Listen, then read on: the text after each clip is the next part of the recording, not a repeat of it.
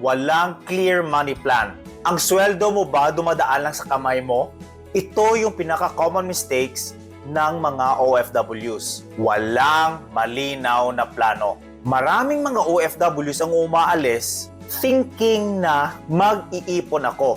Uuwi ako ng Pilipinas after ng abroad na may bahay, may ipon, at may negosyo. Pero walang concrete na steps. Walang timeline. Walang sistema. Kaya, nangyayari, every month, ubos yung sweldo. Why this happens? Walang budget. Walang emergency savings. Lahat ay biglaan. At lahat ng sahod, pinapadala.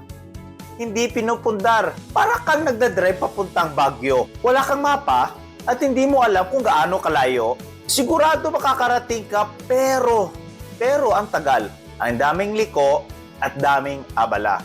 So kung wala kang clear goals, makakarating ka rin sa plano mo, hindi mo alam kung kailan at hindi mo alam kung paano.